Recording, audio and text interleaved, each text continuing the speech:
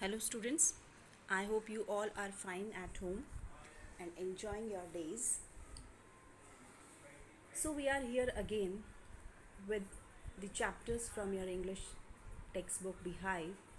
Today, I have chosen one of the poem from this book. The name of the poem is A Legend of the Northland. It is written by Ferb Carey. Now, first, let's discuss about the poet Ferb Carey. She was born on September 4, 1824. She was an American poet. She was also known as champion of women's rights. She died on July 31st, 1871. The poem A Legend of the Northland, it is a traditional story and it is written in the style of a ballet. It narrates the legend of how Saint Peter had once cursed an old lady for being greedy and selfish. The poem imparts the important lesson that greed always gets punished.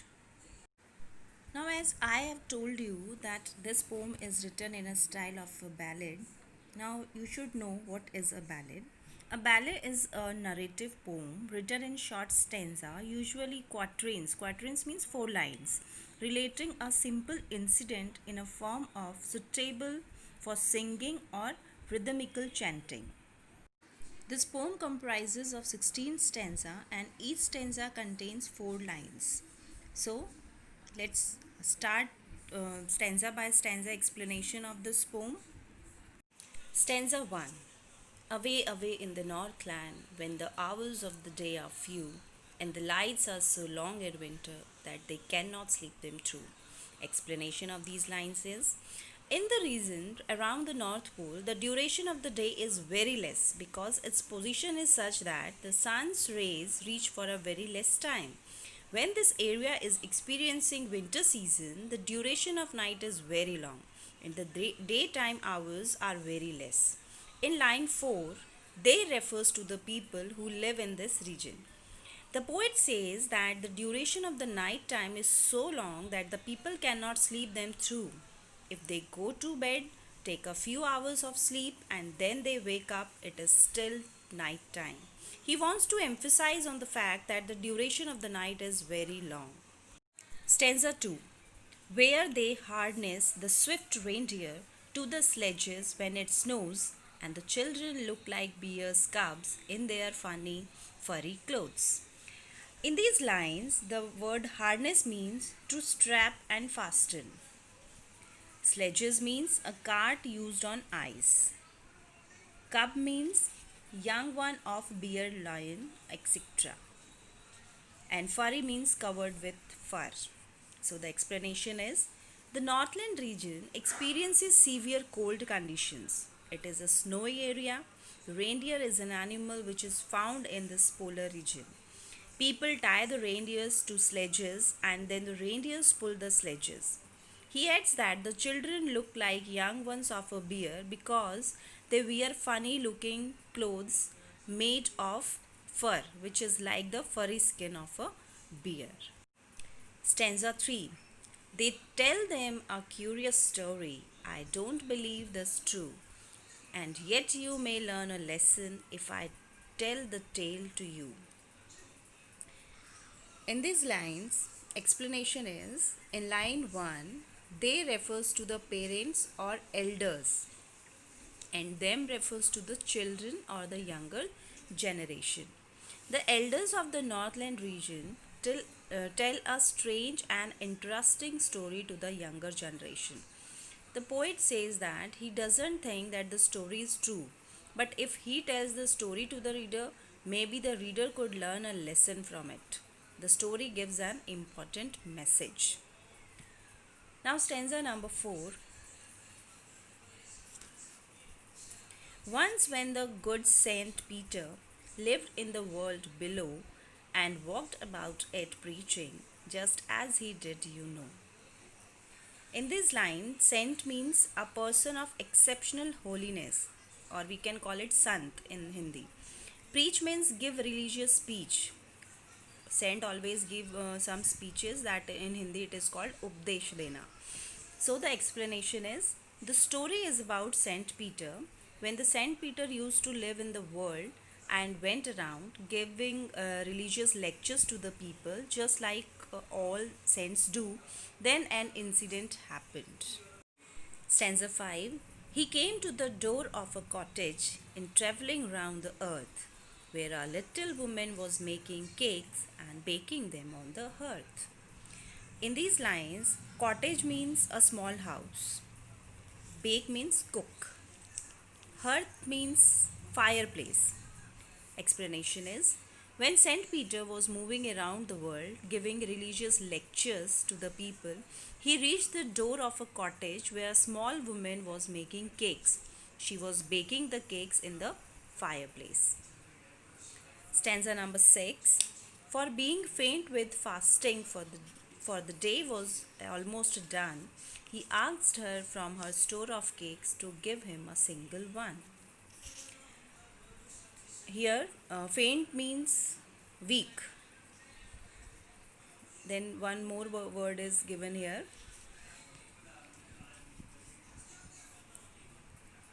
In the store of cakes means where that lady is keeping all the cakes she was baking. So the explanation is, as Saint Peter had not eaten anything the entire day, he was very hungry and was feeling weak. So he went to this woman who was baking cakes and he asked for one cake out of the many cakes that she had baked. Stanza 7. So she made a very little cake, but as it baking lay, she looked at it and thought it seemed too large to give away. Here the meaning of word lay is put down. Give away means to give for free. Explanation of this line is, the woman was selfish. She did not give cake from her store. Instead, she started making a very small cake for Saint Peter. She did not want to share her things, but when she put the cake for baking, she looked at it and thought that this cake was too big to be given to someone. Stanza 8. Therefore she needed another and still a smaller one, but it looked when she turned it over as large as the first had done. In these lines, knead means make a mixture. In Hindi it called guthna. Explanation of the stanza is, the little miser woman thought that the cake was too big to be given away. So she started making another smaller cake. When she looked at that cake, she again felt that it was as big as the previous one. Again, she was not ready to give the smaller cake to Saint Peter. Stanza 9. Then she took a tiny scrap of dough and rolled it flat and baked it thin as a wafer, but she couldn't part with that. In these lines, scrap means small pieces. Dough means flour mixed with water. Wafer means a very thin dry biscuit. Part with means give away. So explanation of this stanza is, the third time she took a very small amount of dough and rolled it. The poet says that she rolled and rolled to lay emphasis on the fact that she rolled the dough and made it very thin like a wafer and baked it. But she was so greedy that she couldn't give that thin piece of bread to the saint. Stanza number 10. For she said, my cakes that seem too small when I eat of them myself are yet too large to give away. So she put them on the shelf. In this line, shelf means along the piece of wood, etc. Explanation of the stanza is, the woman reasoned that when she ate the cakes, she felt that they were very small. But if she had to give them to someone, she felt that they were too big to be given away. She put all the cakes on the shelf of her kitchen and she did not give any cake to Saint Peter. Stanza 11. Then good Saint Peter grew angry, for he was hungry and faint, and surely such a woman was enough to provoke a saint. In these lines, grew means became. Enough means sufficient. provoke means to make angry. Explanation is Saint Peter became angry. He was very hungry. He was feeling very weak, and the selfish woman was not ready to give him even a small cake. This behavior of the greedy woman angered the saint. Now, stanza number 12. And he said, "You are far too selfish to dwell in a human form, to have both food and shelter and fire to keep you warm." So, here selfish means a person who thinks only for a personal advantage. Dwell means live, and shelter means place for protection. So, explanation of this stanza is Saint Peter cursed the woman and said that she was very selfish. She did not deserve to live like a human being. He added that God had given her food, shelter, fire to keep warm, but she had become selfish for all the resources she had. She did not want to share them with anybody. Stanza 13. Now you shall build as the birds do, and shall get you scanty food by boring and boring and boring all day in the hard dry wood. So, in this stanza, the word scanty means too small in size, boring means making holes, and hard means solid. So, explanation is Saint Peter cursed the woman that hence she would become selfish. She did not deserve the human form.